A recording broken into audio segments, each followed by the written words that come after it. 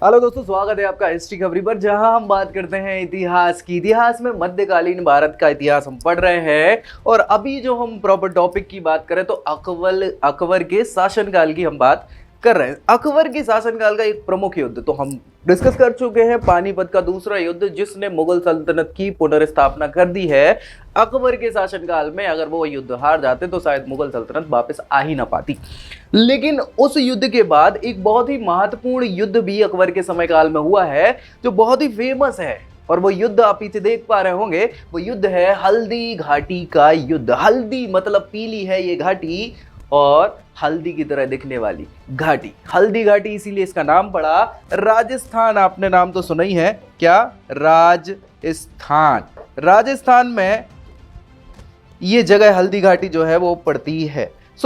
ये युद्ध हुआ है किस किस के बीच में? ये दिख रहे होंगे आपको, महाराणा प्रताप और उनका घोड़ा चेतक, है ना। और यहाँ पे ये मानसिंह है भैया, ठीक है, मुगल सेनापति के तौर पे ये लड़ रहे थे। तो इनके बीच ये युद्ध हुआ, इसके पीछे क्या कारण था, सारी चीजों को हम यहाँ डिस्कस करने वाले। इस पूरी वीडियो को शुरू से एंड तक देखना है ताकि आपको एक एक छोटी छोटी चीज पे भी आपकी नजर पड़ जाए, किस चीज से, इस युद्ध से रिलेटेड। चलिए देख लेते हैं। सबसे पहले तो हम ये जानेंगे कि भैया आखिर ये महाराणा प्रताप कौन है, और इनके बारे में जान लेते हैं ताकि इनका जीवन परिचय समझ में आ जाए अपने को। और फाइनली क्या क्या क्या इनके जीवन परिचय के साथ साथ हम फिर इस युद्ध की घटनाएं समझेंगे कि आखिर ये युद्ध हुआ तो हुआ क्यों। ठीक है, चलिए तो स्टार्ट हम ऐसे करेंगे कि पहले जीवन परिचय देख लेते हैं। चलो, 1540 में जन्म, 57 में, मतलब 1597 में इनकी मृत्यु हो जाएगी। जीवन परिचय की हम बात करें तो प्रताप इनका वास्तविक नाम था। क्या नाम था? प्रताप। और प्रसिद्ध नाम महाराणा प्रताप। जन्म 9 मई 1540 को इनका हो जाता है उदयपुर में। अब यहाँ पे देखो यार, मैं आपको बता दूं, यहाँ भी विद्वानों की दो क्लासेस हैं, दो जगह बताते हैं। कुछ बताते हैं पाली में, कुछ बताते हैं कुंभलगढ़ में। कहाँ? कुंभलगढ़ जो किला है ना, आपने सुना होगा, कुंभलगढ़ जो राणा कुंभा ने बनवाया था। ठीक है, सो मैक्सिमम लोग मानते हैं पाली, क्योंकि इनकी माँ जो थी वो पाली की थी। यानी देखो, जनरली ऐसा मानते हैं, जो प्रथा है कि पहला बच्चा जो होता है वो ननिहाल में, मतलब मायके में होता है माँ के। सो मायका इनका पाली था, तो मैक्सिमम लोग यही मान लेते हैं कि पाली में इनका क्या हो गया था, जन्म हो गया था। और बहुत सारे लोग कुंभलगढ़ बोलते हैं, लेकिन उस समय सेफ था नहीं कुंभलगढ़ का किला, बड़ी समस्याएं चल रही थी। क्यों चल रही थी ये भी हम डिस्कस करेंगे। क्यों? क्योंकि ये महाराणा उदय सिंह जो अभी महाराणा हैं, इनके पिताजी हैं, और ये राणा प्रताप के बेटे हैं। किसके? राणा सांगा के। राणा सांगा का नाम तो आपने सुना ही होगा, जिसने बाबर से युद्ध करी थी, है ना। उनके ये बेटे उदय सिंह, सो ये राजा हैं, और ये अभी कंटिन्यूएशन में लड़ रहे हैं। ये लड़ रहे हैं किससे? अकबर से लड़ रहे हैं भाई साहब। ठीक है, किससे लड़ रहे हैं? अकबर से लड़ रहे हैं। तो ये एक बड़ी समस्या थी उस समय की, अगर बात करी जाए तो। माँ की बात करें तो रानी जयंता बाई। रानी जयंता बाई इनकी माँ है पाली के अक्षयराज सोन, गिरा चौहान की ये पुत्री हैं भैया। ठीक है, कौन? जयंता बाई। अभी बहुत बड़ी कहानियां हैं, हम डिस्कस करेंगे, डोंट वरी। राज्याभिषेक की बात करें तो 1572 ईस्वी को गोगुंदा में, और ये जो हल्दी घाटी है ये भी गोगुंदा में ही पड़ती है, राजस्थान के पास में। गोगुंदा ये जो जगह है उसके पास में ही जो घाटी है, पीली से कलर की है, हल्दी के समान। सो हल्दी घाटी इसीलिए कह दिया जाता है। 28 फरवरी 1572 को इनका राज्याभिषेक हो जाता है। ये सारी घटनाओं को हम डिस्कस करेंगे, भी डोंट वरी। एक एक चीज याद रखना, एक तो ये गोगुंदा याद रखना है, ठीक है, फरवरी 1572 भी याद रखना है, उदय सिंह भी याद रखना है, जयंता बाई भी याद रखना है, सारी बातें करेंगे। इनके दादा जो थे वो सांगा थे, राणा सांगा संग्राम सिंह जिनका नाम हुआ करता था। प्रसिद्ध युद्ध तो भैया जो है वो हल्दी घाटी का युद्ध ही है ना। इसमें ही तो ये मान के चलो, इनके शौर्य पराक्रम अद्भुत साहस की भी पराकाष्ठा इनने दिखाई है। और अगर आप माने तो राजस्थान में हल्दी घाटी का जो युद्ध होता है, मैं बता देता हूँ, 18 जून के दिन हो रहा है ना। 18 जून 1576 को ये युद्ध होगा, और ये डेट मान लो राजस्थान के इतिहास में बहुत प्रमुख डेट हो गई है। कुंभलगढ़ का युद्ध भी ये करते हैं, मुगलों और महाराणा प्रताप के मध्य होता है। जो वंश इनका चलता है वो सिसोदिया वंश चलता है। सिसोदिया राजवंश जो है गुजरात का सबसे पुराना माफी चाहूंगा, गुजरात बोल रहा हूँ, राजस्थान का सबसे पुराना राजवंश है। 500 एडी के आसपास से शुरुआत होके ये अभी चलता ही आ रहा है। 1500 तो हम देख ही रहे हैं, है ना। तो ये चलता ही आ रहा है। वैसे मैं बताऊं, आज़ादी के बाद अभी भी सिसोदिया वंश चलता है राजस्थान में, और वहाँ पे राजा महाराजा आज भी होते हैं, उनका राज्याभिषेक भी होता है, उनकी छोटी सल्तनत भी है। लेकिन अब वो ऐसा नहीं कि बिल्कुल राजा महाराजाओं जैसे जीवन जीते, लेकिन हाँ, ये सारी रीति रिवाज आज भी उनके फॉलो हो जाते हैं। संकल्प जो था इनका, चित्तौड़ वापस लेकर रहूंगा भैया। किससे लेके रहूंगा? मुगलों से। क्यों लेके रहूंगा? कहानी बताऊंगा, डोंट वरी। इनके जो मंत्री थे भैया, ये जो व्यक्ति हैं, आय हाय हाय, भामा शाह। ये याद रखिएगा, भामा शाह। दान का आपने नाम सुना है? लोग दान देते हैं, है ना, और बड़े बड़े दानदाता हैं। लेकिन इस व्यक्ति की मैं बता रहा हूं, दुनिया का कोई भी दानदाता इस व्यक्ति से बड़ा नहीं हो सकता। और भारत का तो कोई है ही नहीं। आज तक की संपत्ति में अभी बोलते हैं ना, अभी कुछ समय पहले सर्वे हुआ था और उसमें बताया गया था कि वो जो टाटा हैं, टाटा साहब जो है ना, टाटा साहब के परदादा साहब है, उन्होंने बहुत दान किया हुआ है। लेकिन इस व्यक्ति विशेष ने उस समय जो दान किया है कि कह ही नहीं सकते। अपनी सारी अकूट संपत्ति जो थी वो किसको दे दी? महाराणा प्रताप को दे दी। उनके सैनिक खर्चों के लिए हर प्रकार से जितना भी माल इनके पास था सब कुछ इन्होंने दे दिया। ठीक है। सो भामा शाह के नाम से एक अवार्ड भी चलता है, भामा शाह, है ना। वीरता, अदम्य साहस के साथ साथ इन्होंने दानशीलता का परिचय दिया है, तो इनका नाम भी अमर है। ठीक है। इनका घोड़ा चेतक सबको पता ही है, किसका? महाराणा प्रताप का। पत्नी जो है वो प्रभामयी इनकी पत्नी हुआ करती थी। मैं आपको बता देता हूँ कि भैया एकमात्र पत्नी नहीं थी, 11 मतलब 10 और पत्नियां हैं इनकी। टोटल 11 शादियां करी हुई थी महाराणा प्रताप ने। ठीक है। पथ प्रदर्शक पृथ्वीराज चौहान। पृथ्वीराज चौहान कौन से? ये वाले नहीं, पृथ्वीराज जी अलग हैं, राठौर साहब।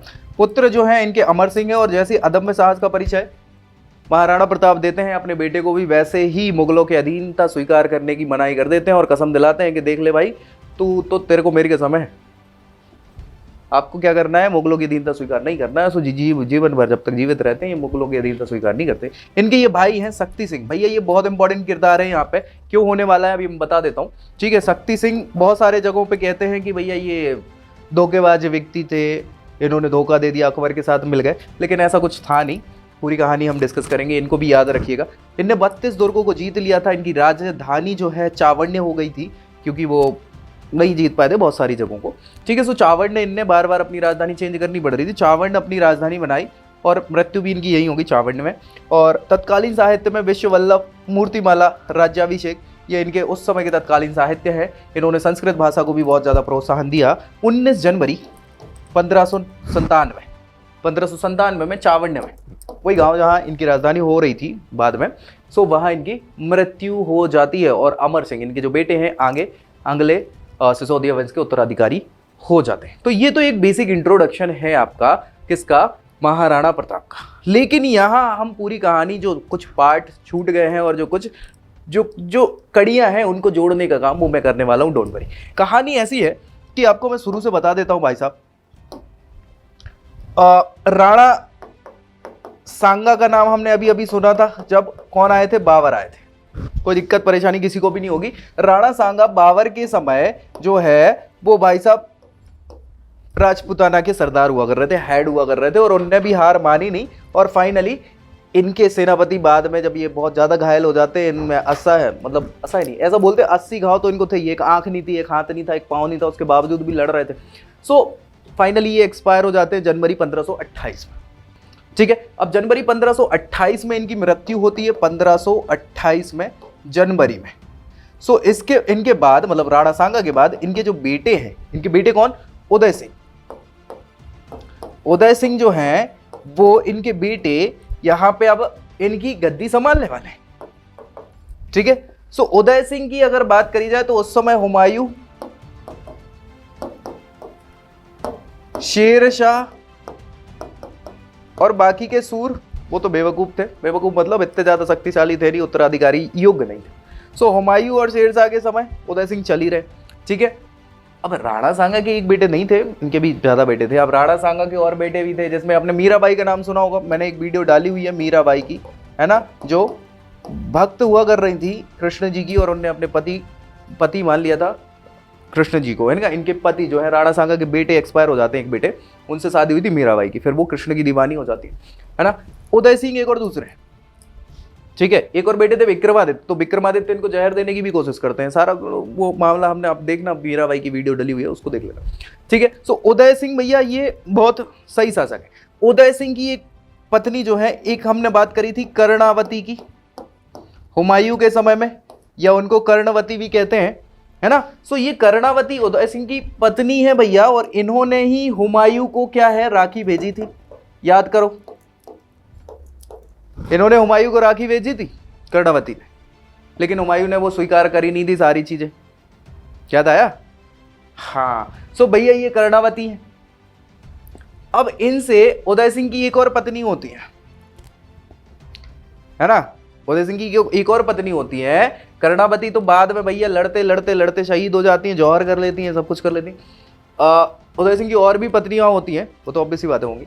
सो उदय सिंह और एक और जो अभी किसकी बेटी, मतलब ये राणा प्रताप जो है, राणा प्रताप, जिनको महाराणा प्रताप हम बोल रहे हैं। ठीक है। सो महाराणा प्रताप, उदय सिंह और दूसरी बीबी जो हुआ कर रही थी उनकी, उनके बेटे हैं ये। ठीक है। महाराणा प्रताप ये अगले शासक होने वाले। याद रखना भाई, क्या हुआ कि भैया उदय सिंह जो थे, उदय सिंह जो है, उदय सिंह अभी लोहा ले रहे हैं मुगलों से। जैसे इनके पिताजी ने हार नहीं मानी, ये भी हार नहीं मान रहे, बकायदा राजपूताना में सारी चीजें चलती जा रही हैं। अभी उदय सिंह के समय कौन कौन आ जाएगा, अकबर भी आ जाएगा। सो अकबर भी चाह रहा था कि भैया हम राजपूताना पर विजय कर ले, तो उनने भैया क्या करा, बात है 1567 की, 67 की हम बात कर रहे हैं। 1567 के आसपास चित्तौड़ जीतने के लिए इन्होंने क्या करा, अकबर ने युद्ध किया, अपनी सेना भेजी, मुगल सेना भेजी कहां, चित्तौड़ में। और चित्तौड़ में इनके उत्तराधिकारी, मतलब इनके सूबेदार की बात करें उदय सिंह के, वो वहां पे क्या कर रहे थे, देख रेख कर रहे थे चित्तौड़ की। उनका नाम है जयमल। क्या नाम है? जयमल। सो जयमल वहां चित्तौड़ के किले के रक्षक थे या सेनापति, तो वहां कर रहे थे सेना का। और जयमल को गोली गोली मार देते हैं अकबर, और बाद में वो मर जाते हैं। तो चित्तौड़ वाले किले पे अधिकार किसका हो जाता है? मुगल्स का। याद रखना, मुगल्स का। ये बात कब की है? ये 67 के आसपास की बात है। ठीक है, 67 के आसपास।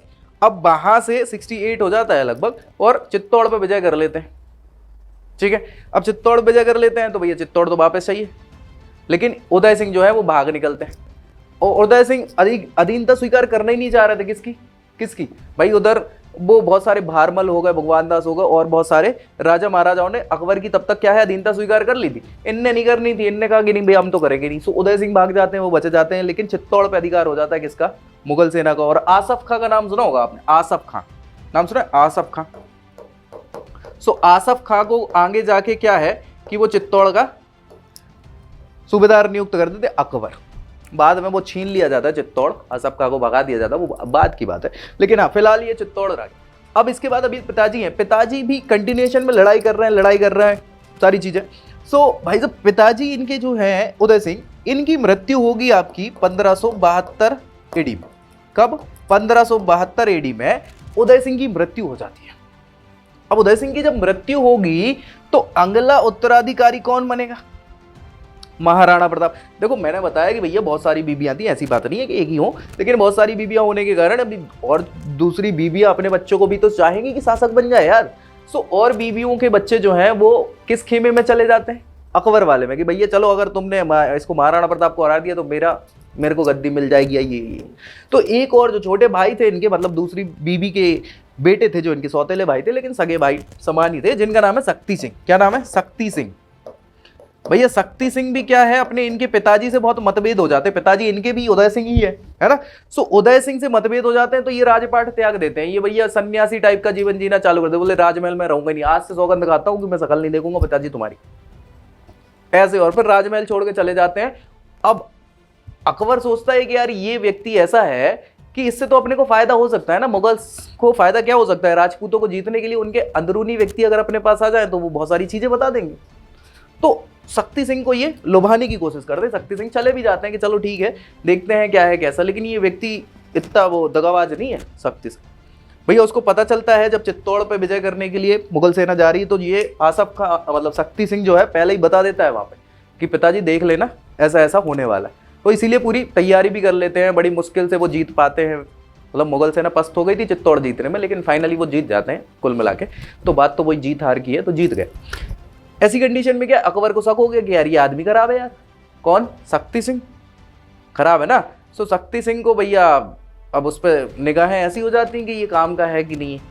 लेकिन फिर बाद में वो छोड़ छाड़ के अकबर का दरबार, मुगल दरबार वापस आ जाते हैं अपने भाई के सपोर्ट में। जब पिताजी एक्सपायर हो जाते हैं सो महाराणा प्रताप के सपोर्ट में ही आ जाते हैं शक्ति सिंह। भाई साहब आपने सुना होगा कि हल्दी घाटी के युद्ध में चेतक जो इनका घोड़ा था, प्रिय घोड़ा, उसकी मृत्यु हो जाती है। तो भागने में सहायता करने के लिए शक्ति सिंह अपना घोड़ा देते हैं कि भैया तुम जाओ, हम संभाल लेंगे इधर। तो व्यक्ति ने बहुत काम किया हुआ है, अच्छा व्यक्ति, कहीं से खराब नहीं है। ठीक है, अभी बात कर लेते हैं क्या कि भैया 67 में वो सब होने के बाद पिताजी एक्सपायर होगा 72 में। अब अगला राणा या उत्तराधिकारी कौन बन गया भाई साहब? ये महाराणा प्रताप बन गया उत्तराधिकारी।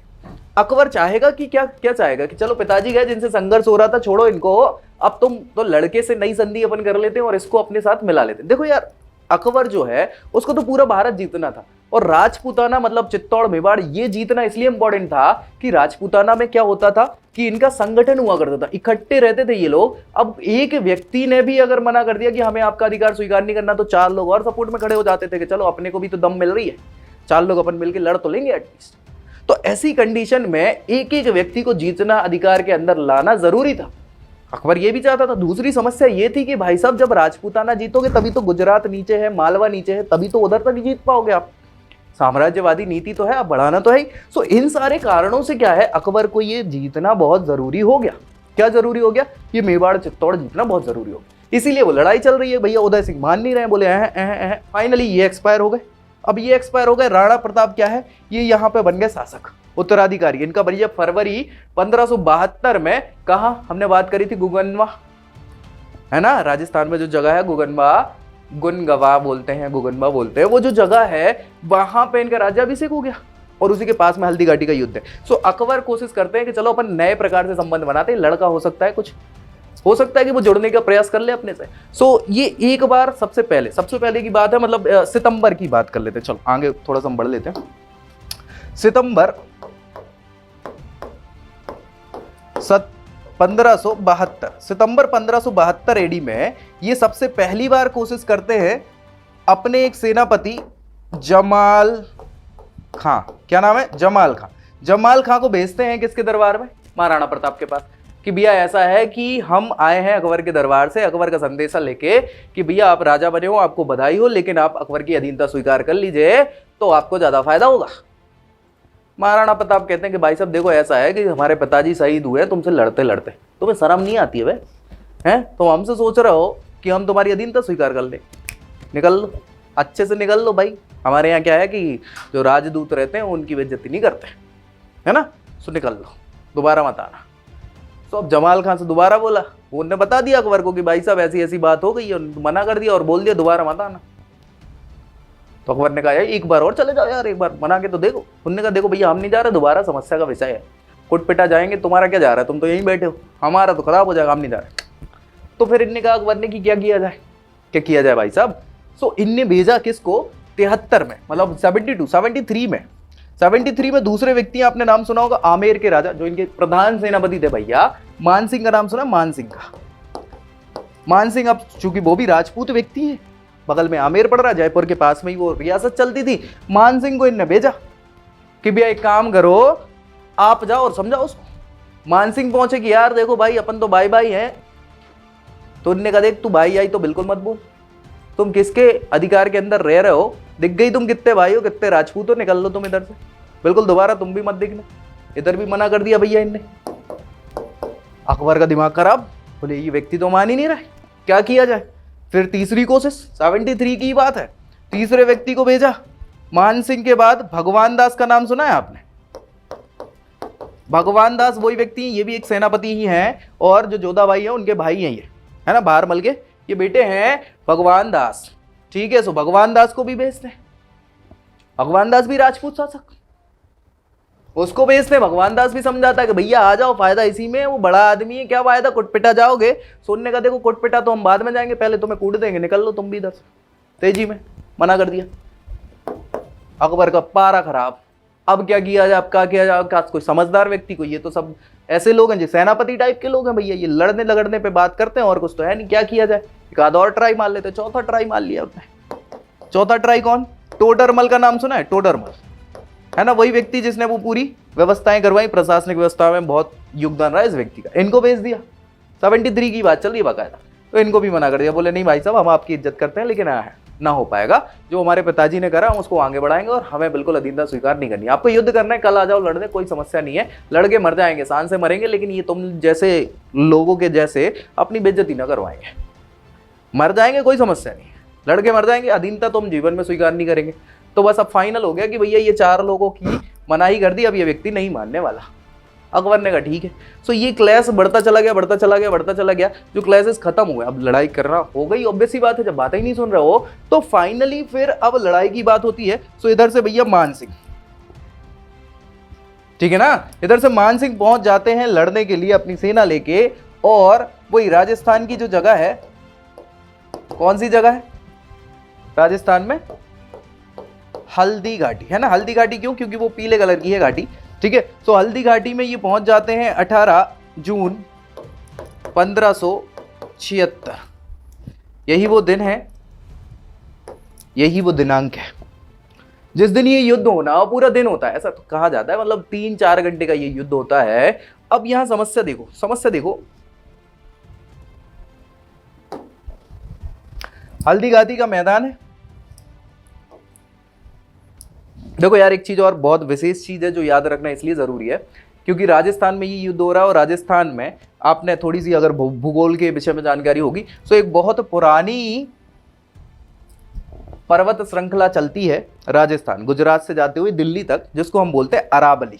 क्या बोलते हैं, अरावली श्रेणी, है ना। अरावली श्रेणी ऐसी है, ये पहाड़ है, मतलब पर्वतमाला है, लेकिन ये बहुत पुरानी, दुनिया की सबसे पुरानी पर्वतमालाओं में से एक है। सो आज के समय में ये छिन्न भिन्न हो गई है। छिन्न भिन्न मतलब ये पहाड़ जैसे अब बचे नहीं है, ये कट पिट गई है, बीच बीच में थोड़ी थोड़ी ऐसे बीच बीच में यहाँ कटती हुई दिख रही है। तो बहुत सारी यहाँ पे घाटियां हैं बीच बीच में, बड़ी छोटी छोटी। राजस्थान में यही है पूरा, है ना। और इसी के कारण क्या है, बारिश जो है वो इस साइड हो नहीं पाती, इधर ही बगर जाती है। सो पूरा राजस्थान वाला माहौल जो है वो क्या है, यहाँ पे सूखा पड़ जाता है, ठीक है। लेकिन यहाँ जो है जंगल बहुत है, जंगल मतलब पहाड़ियां हैं, और पहाड़ियों में गड्ढे अड्डे गुफाएं टाइप की ऐसी चीजें पर्याप्त मात्रा में है। सो ऐसी कंडीशन में छुपने के लिए भी ये अच्छी जगह है कि नहीं है। सो यही चीज याद रखना है बस अपने को। अब भैया क्या हुआ कि हल्दी घाटी का युद्ध हो रहा है, एक तरफ मान के चलो अपन कि किस साइड किसको मान लें, इधर मान लेते हैं अपन राणा प्रताप को, है ना। इस साइड मान लेते हैं मान सिंह को, मतलब ये मुगल्स की तरफ से लड़ रहे हैं ना। अब मान सिंह की सेना में एटलीस्ट 10,000 सैनिक हैं, एटलीस्ट, कम से कम बोल रहा हूं मैं, पूरी टुकड़ी वो 10,000 सैनिकों की लेके आए। इन महोदय के पास 3,000 सैनिक हैं, ठीक है। अब ये इतिहासकार अलग अलग बोलते हैं, इसको डबल ट्रिपल हो जाएगा, तो ये बेसिक कॉन्सेप्ट है, इसको डबल ट्रिपल कर लें। कोई 20 बोले तो इधर 6,000, ठीक है, कोई 40 बोले तो इधर नहीं, इतनी इनके पास थी नहीं, व्यवस्था ही नहीं थी भाई साहब, कहां से हो जाएगी। 3, 6, 7, 7,000 तक मानना मैक्सिमम, इससे ज्यादा इनके पास सेना की व्यवस्था ही नहीं थी भाई। बड़ी खराब स्थिति में थे, क्योंकि नहीं था ना वो उस समय तक सारी व्यवस्थाएं वो कर चुके थे। मतलब अकबर या बाकी के जो राजपूत शासक थे ना, वो अकबर की अधीनता स्वीकार कर चुके थे। कुछ लोग बचे हुए थे, 4-6 लोग, सिरोही के सूबेदार थे, एक आध और थे। सो वो लोग जो है वो बचे हुए थे, बाकी तो सब। अच्छा एक चीज याद रखना, राणा प्रताप को एकमात्र मुस्लिम व्यक्ति ने, एक मतलब अफगानी व्यक्ति है, सूर साम्राज्य से रिलेटेड वो व्यक्ति है, सूर साम्राज्य चल रहा था ना शेरशाह सूरी का। सो वो व्यक्ति बाकायदा बिहार से भागता हुआ अपनी टुकड़ी लेते हुए, 800 सैनिक थे उसके पास, ज्यादा ज्यादा 1000 सैनिक मान लो, इतने लोग थे। उसने बाकायदा उस व्यक्ति को, मतलब महाराणा प्रताप से बोला कि भैया इन लोगों को हराने में हम आपका सहयोग करेंगे, कोई समस्या नहीं है ना, कोई समस्या नहीं। सो ऐसी कंडीशन में वो एकमात्र मुस्लिम व्यक्ति था जिसने फुल सपोर्ट करा। उसने अपनी पूरी 1000 लोगों की टुकड़ी दी और उनने भाई वीरतापूर्वक लड़ा। हस्ती दल हाथी वाला जो दल है उसका इनने पूरा बेड़ा उठाया। प्रमुख सेनापति और सारी रसद का इनने ख्याल रखा। वो सूर साम्राज्य का जो उत्तराधिकारी व्यक्ति था, और वो लड़ते लड़ते हल्दी घाटी में ही एक्सपायर हुआ। लेकिन उस व्यक्ति ने अदम्य साहस का परिचय दिया भैया, ओवर सारी चीजें। बाकी तो सब राजपूत से नहीं थी, मतलब 3-3,500 लोग थे। और मान सिंह की सेना 10,000 की थी, कई जगहों पे 15,000 भी मान ली जाती है अधिकतम। अब इसके हिसाब से देख लेना आप, 10 से 15,000 की सेना है, ये 3,000 क्या करेंगे भाई साहब। लेकिन इनने फाड़ डाली, जो भगा भगा के मारा है। ऐसे तो मारा है कि मान लो कि आप मतलब 3-4 घंटे में इनके 12,000 सैनिक, मतलब 10 से 12, ऐसा मान लो कि 2,000 कम बच गए थे, मतलब 8,000 अगर 10 मानते तो 8,000, 15 मांगते तो 12-13,000, इतने सैनिक तो फोड़ डाले इनने। समझ रहे हो भैया? चेतक पे ये क्या है कि वो हाथी वाला मुखौटा लगाते थे चेतक को, कि हाथी कंफ्यूज हो जाए कि यार ये कुपोषित है कि क्या है, हाथी है कि क्या है, हाथी कंफ्यूज हो जाते थे, ठीक है। लेकिन इनका चेतक जो है वो उचक उचक के मारता था बाकायदा, जिलाते मारते ना घोड़े को, उड़ उड़ के मारता था पट्टे से, ठीक है। लेकिन बेचारा वो एक्सपायर हो जाता है चेतक इनकी जान बचाने के लिए, ठीक है। सो ये सारी चीजें होने के बाद अब हुआ क्या? हुआ ऐसा, 3 से 4 घंटे का युद्ध है, ये बहुत बड़ा युद्ध नहीं है, 3 से 4 घंटे का, ठीक है। एक तो भरी दोपहरिया में युद्ध हो रहा है, गर्मी का समय है, जून चल रहा है ना। तो ऐसे माहौल में युद्ध हो रहा था, 3 से 4 घंटे युद्ध चलता, उतने में फोड़ा फाड़ी हो जाती है। अब दिक्कत क्या हुई कि पूरी मानसिंह की सेना या मुगल सेना तितर बितर होना चालू हो गई, तो घबरा गए, आधे तो खत्म हो गए यार। अब खत्म हो गए तो अब क्या करें, बचे ही नहीं कुछ, तो ये भागना चालू कर दिए, भागना चालू कर दिए। अच्छा, राणा प्रताप साहब भी ऐसा नहीं है जख्मी हो गए भैया, और भंवर जख्मी हुए हैं। तो अब लोग बाग जो इनके साथ वाले बड़े बड़े लोग थे, बड़े बड़े मतलब अमीर सरदार लोग जो है, तो उनने कहा कि भैया इनको बचाना जरूरी है, क्योंकि उत्तराधिकारी हेड तो यही है, अगर ये निकल लिए तो फिर समस्या है, तो इनको पहले बचाओ। तो शक्ति सिंह ने अपना घोड़ा दिया, है ना। बाकी सरदारों ने अपनी खुद जान लगा दी कि भैया तुम्हें कुछ नहीं होने देंगे, तुम निकलो, हम देख लेंगे। शक्ति सिंह ने भी कहा कि बड़े भैया जाओ आप, हम संभाल लेंगे, आपका बचना जरूरी है। सो भैया कुछ सेना की टुकड़ी जो बची खुची थी, 1,500-2 हजार लोग, वो सब के सब फिर ये मान के चलो कि आप इन ये जो थोड़े खड्डर जंगल और इस टाइप की जगह, वहां इनने निर्वासित जीवन जिया।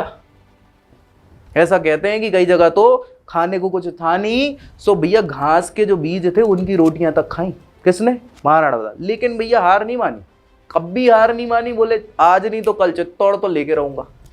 किसका? अकबर, समझ लो। तो जीवन भर जब तक जिंदा रहे मुगल्स का अधिकार किया नहीं। इनके बेटे अमर सिंह, उनको भी बोल दिया कि देख भाई, चाहे मर जाऊं मैं, शान से मरूंगा, लेकिन अगर तुमने मेरी नाक कटवाई ना, तुम सोच लेना ऊपर तो आओगे ना, कब तक नहीं आओगे, वही मारूंगा, ठीक है। सो हार नहीं मानना है, और अधिकार तो किसी के अंदर लेना नहीं है, मतलब मुगल्स के अधिकार में नहीं जाना है। सो अमर सिंह भी बढ़िया अपने जीवन पर्यंत जब तक जीवित रहे, इनने मुगलों का अधिकार स्वीकार नहीं किया, और पूरे के पूरे राजपूत शासक जितने भी थे, धीरे धीरे धीरे सब मुगल अधिकार में जाने लग गए, उनकी अधीनता स्वीकार करने लग गए। सो ये सारी चीजें रही है। फिर बाद में भैया एक युद्ध में तो इनने जो काम करा, नाम कमा लिया, फिर 2 और युद्ध होते हैं मुगल सेनाओं से, और इनकी हार हो जाती है बाकायदा, इनकी नहीं, मुगल सेना की ही हार होती है सब में। सो ऐसे अदम्य साहसी वीर व्यक्ति की बात करी जाए, फाइनली फिर हमने बात करी हुई है कि 1597 AD में इनकी मृत्यु हो जाती है। तो अपनी मृत्यु तक ये मुगल अधिकार स्वीकार नहीं करे।